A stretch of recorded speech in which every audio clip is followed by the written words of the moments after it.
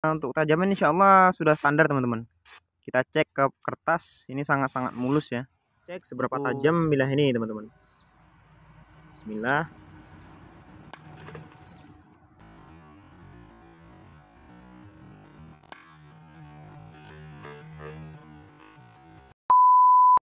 Assalamualaikum warahmatullahi wabarakatuh. Oke teman-teman, di sini kita akan membuat satu bilah pisau lagi teman-teman. Di sini saya punya satu bahan dan sudah dipotong ya. Ini bahannya dari limbah Barsinso teman-teman, atau Bajail 6. Dan ini dia tadi sebelum kita potong ya, masih seperti ini bentuknya. Cuman proses pemotongan ini tidak kita rekam teman-teman, karena tadi rencananya memang tidak dikontenin pisau ini mah.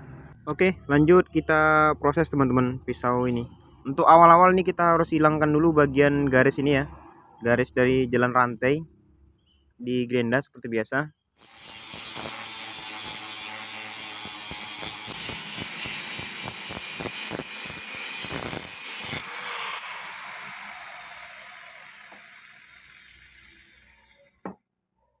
Oke teman-teman, ini dia hasilnya tadi. Langsung kita tempah teman-teman, kita bakar dulu sampai dia memerah. Lanjut kita proses seperti biasa. Ini bentuknya memang sudah hampir menyerupai pisau ya, seperti biasa. Dan ini cara kita supaya bilah itu menempahnya tidak terlalu lama dan hasilnya juga lebih rapi teman-teman. Jadi tidak ada potongan-potongan lagi. Dan ini kita tipiskan bagian mata bilahnya. Dari sini aja mungkin teman-teman sudah bisa menebak nih bentuk pisaunya seperti apa ya. Modelnya kukri, model kukri. Dan saya hanya menipiskan bagian depannya saja teman-teman. Bagian bawah tuh atau bagian punggung bilahnya tidak kita tipiskan lagi ya. Sekarang kita urus bagian handlenya. Di handle ini sendiri untuk paksi ini asal dia runcing dan panjangnya pas itu sudah cukup teman-teman. Panjangnya pas itu dalam artian tidak terlalu pendek dan tidak terlalu panjang gitu ya. Kecuali memang kita membuat bilah itu full tank walaupun dia pakai paksi, nah itu baru betul-betul kita panjangkan teman-teman. Kalau untuk model ini kita bikin standar saja. Salah satu fungsinya memang supaya bilah itu tidak berat teman-teman gitu.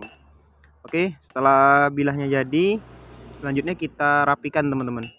Bagian mata bilahnya, punggung bilahnya, di sini kita bakar dia sedikit saja, merahnya sedikit, lalu kita pukul dengan palu kecil untuk proses perapian ini teman-teman. Proses merapikan ya. Tahap selanjutnya ialah penggerendaan. Di sini kita gerenda lagi bagian-bagian kasar dari penempaan tadi ya, bagian mata bilahnya, bagian punggung bilahnya, dan sampai dia membentuk betul-betul bentuk yang kita inginkan. Lalu lanjut kita proses bagian badan bilah teman-teman, badan bilah atau bagian tajamnya gitu ya. Di sini kita mau bikinnya pembatasnya itu seperti ini teman-teman. Kita tidak ratakan dia tajam sampai bawah ya. Kita beri dia batas seperti ini, yang memang agak berbeda ya dengan pisau-pisau kita sebelumnya. Di sini kita buat dia memang berbeda sesuai dengan pesanan teman-teman. Nah, ini memang pesanan permintaan dari si pemesan begitu ya, untuk ukurannya, model bilahnya. Setelah beres satu sisi, lanjut kita proses lagi satu sisinya lagi teman-teman. Dan ini memang membutuhkan waktu yang cukup lama ya, memang pas bagian proses ini, karena dia butuh ketelitian teman-teman, teliti dan kesabaran ya. Lanjut kita poles dia dengan mata amplas teman-teman. Nah di sini kemarin ada yang bertanya bagaimana caranya atau tutorialnya ya. Mungkin yang dimaksud itu kalau menggunakan mata amplas ini sering koyak ya. Nah, mungkin setelah video ini kita akan bikinkan tutorialnya bagaimana cara menggunakan amplas nih teman-teman. Oke, lanjut kita ke proses pembuatan pisau ini. Setelah itu baru kita urus bagian punggung teman-teman.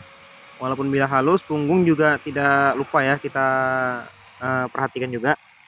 Setelah semua mulus, barulah kita masuk ke proses penyepuhan teman-teman. Penyepuhan ini memang guna untuk mengeraskan mata bilah ya, seperti biasa kita sudah sering jelaskan di video-video sebelumnya. Kita bakar bilah tuh sampai merah, kita celup dia di media oli. Nah, ini memang salah satu proses dalam pembuatan pisau yang bisa dikatakan wajib teman-teman kalau Anda menggunakan bahan-bahan karbon atau bahan-bahan limbah seperti yang saya gunakan ini. Dan indikator kalau bilah itu berhasil penyepuhannya itu biasanya bagian mata bilahnya itu putih teman-teman, seperti ini. Nah, dan punggung bilah nih yang hitam ini biasanya lebih lentur daripada bagian mata bilah ya. Yang putih ini dia lebih keras daripada bagian punggung. Nah itu karakter bilah yang baik teman-teman. Jadi mata bilahnya mampu melawan hentakan, sementara punggung bilahnya juga dia lentur, jadi tidak patah ya. kita cek juga bagian bilahnya apakah dia bengkok ya. Biasanya penyepuhan itu dia berubah strukturnya dan dapat menyebabkan bilah itu bengkok. Oke, lanjut kita proses penggagangan teman-teman. Di sini gagang sudah kita buat seperti biasa ya, dan dapat dilihat nih dia lebih teman-teman dari salut atau karahnya. Nah, ini yang kita maksud tadi yang agak berbeda dari video-video kita sebelumnya. Di sini kita mau buat tamengnya teman-teman. Di sini kayak mau menggunakan bahan bekas juga. Ini dari Barsinso juga. Pokoknya tema kali ini Barsinso. Sinso ya. Di tabung dari mesin Sinso. Kita potong dulu sesuai kebutuhan kita.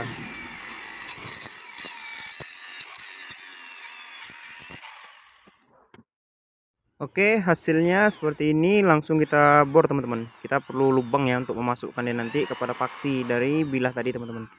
Dan seperti ini kurang lebih dia bisa masuk ke dalam ya, pas harus sesuai dengan paksinya teman-teman.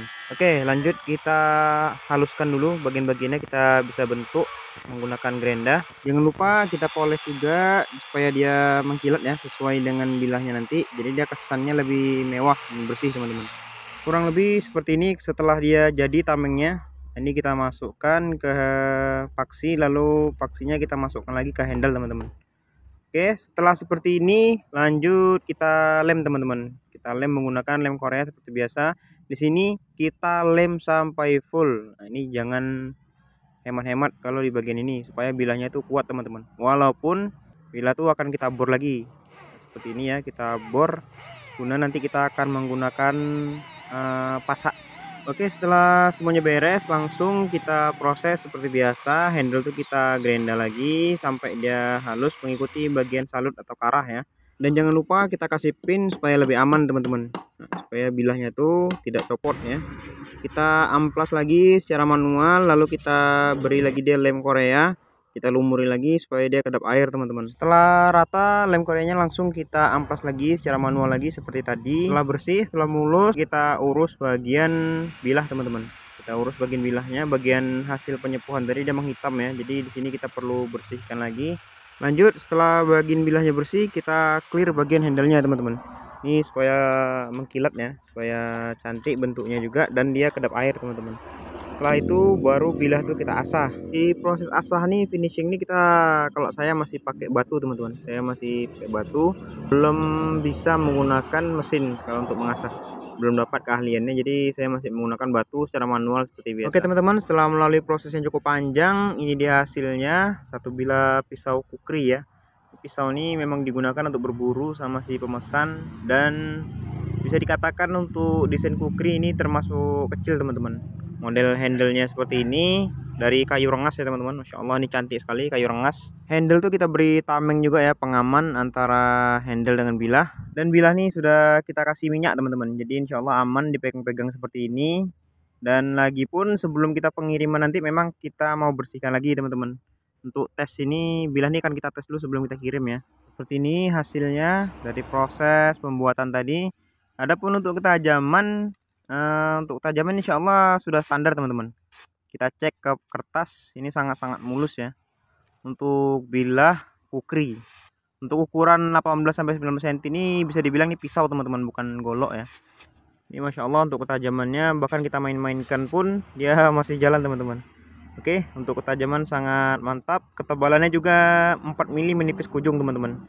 Oke, kita mau tes menggunakan botol berisikan air ya.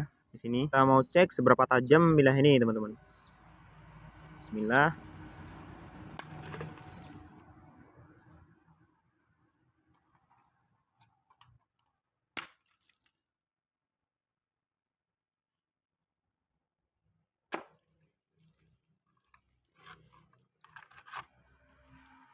Oke teman-teman, Masya Allah ya, untuk ketajaman sangat-sangat super untuk bilah kali ini.